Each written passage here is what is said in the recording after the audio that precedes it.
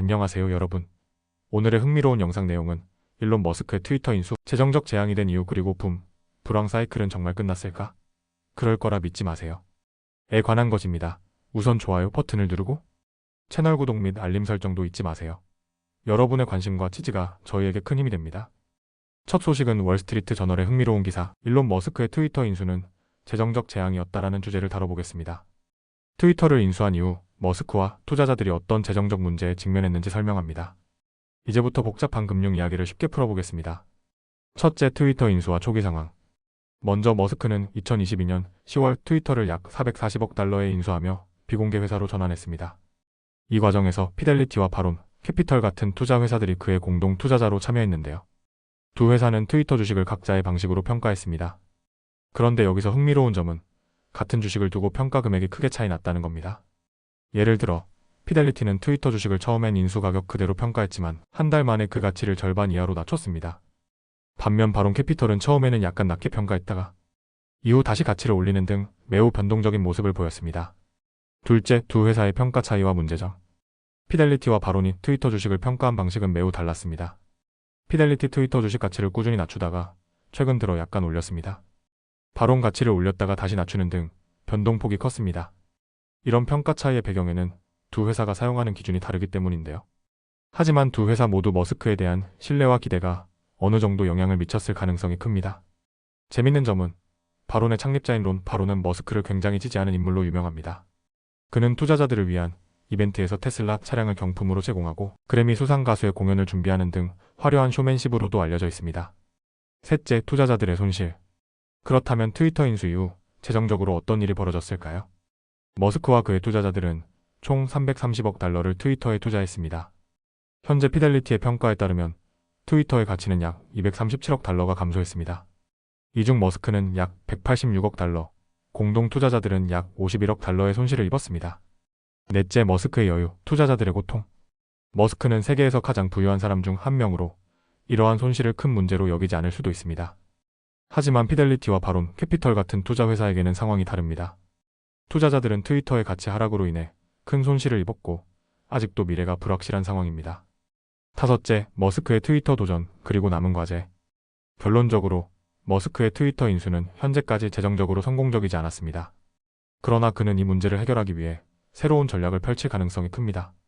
앞으로 트위터 아닌 X의 가치를 다시 끌어올릴 수 있을지 지켜봐야겠죠. 다음 소식은 월스트리트 저널에 실린 불황 사이클은 과거의 일인가? 그럴 거라 믿지 마세요 라는 기사를 바탕으로 경제의 호황과 불황, 주기가 정말 끝난 것인지에 대해 이야기해보겠습니다. 이 기사는 흥미로운 분석과 전문가 의견을 담고 있습니다. 이제부터 복잡한 내용을 이해하기 쉽게 풀어드릴게요. 첫째, 불황 주기의 현재 상황. 최근 경제 상황을 보면 호황과 불황의 주기가 끝났다고 주장하는 사람들이 많습니다.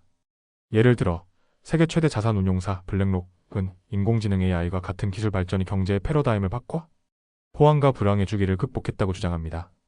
블랙록은 우리는 더 이상 경기 주기에 있지 않다고 선언하며 기술 혁신이 경제를 완전히 새롭게 만들고 있다고 강조했습니다. 하지만 과연 그럴까요? 경제 전문가들은 이에 대해 의구심을 품고 있습니다. 둘째, 역사에서 배울 점. 기사에서는 과거 사례를 통해 이러한 낙관론에 대한 경고를 제시합니다. 1929년 대공황 직전에 저명한 경제학자 어빙 피셔는 주식시장은 이제 영구적으로 높은 수준에 도달했다고 주장했습니다. 그러나 그 직후 대공황이 시작됐죠. 마찬가지로 경제가 더 이상 불황 사이클을 반복하지 않을 것이라는 주장은 과거에도 여러 번 나왔지만 현실은 그렇지 않았습니다. 1980년대 베를린 장벽 붕괴 이후 많은 사람들이 전 세계에 평화 배당금이 돌아올 것이라 기대했지만 이후에도 여러 경제적 충격이 있었습니다. 2000년대 일부 경제학자들은 경기 침체를 완전히 극복했다고 선언했지만 2008년 금융위기가 이를 반박했습니다. 결론적으로 경제 주기의 끝을 선언하기엔 너무 이르다는 겁니다. 셋째, 경제 주기의 원인 인간 심리학. 투자 자문회사 리서치 어필리어츠의 창립자인 로 아노트는 경제 주기가 사라지지 않을 것이라고 말합니다. 그는 경제 주기의 궁극적인 원인은 인간의 심리라고 설명합니다. 인간은 감정에 따라 행동하며 이러한 행동이 집단적인 투자 결정으로 이어지기 때문에 경제 주기는 지속될 수밖에 없습니다. 현재 세계적으로 부채에 의존한 소비가 늘어나고 있다는 점에서 이는 미래 경제적 충격의 원인이 될 가능성이 큽니다. 넷째, 불평등과 경제 주기의 현실. 듀크 대학교의 캠벨 하비 교수는 경제 주기가 사라지더라도 이는 모두에게 긍정적인 변화가 아닐 것이라고 경고합니다. 부의 불평등 부유층은 경기 변동에 영향을 덜 받지만 저소득층은 여전히 어려움을 겪습니다. 기술 발전의 불균형 기술 혁신은 단기적으로 부유한 사람들에게 더 큰 이익을 줍니다. 지역 간 불평등 기술 연구 개발이 부족한 지역이나 국가는 도태될 가능성이 큽니다. 이처럼 불평등은 경제가 호황 상태를 유지하더라도 여전히 심각한 문제로 남을 수 있습니다. 다섯째, 하락장은 여전히 가능하다. 심지어 경제 주기가 사라졌다고 가정하더라도 주식시장의 하락장은 여전히 발생할 수 있습니다.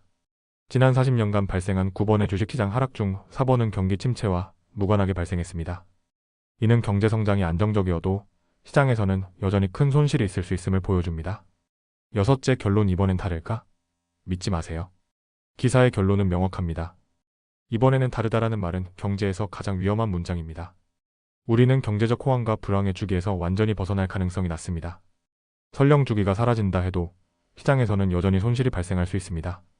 결국 현재의 경제 상황을 지나치게 낙관적으로 보는 것은 위험할 수 있습니다.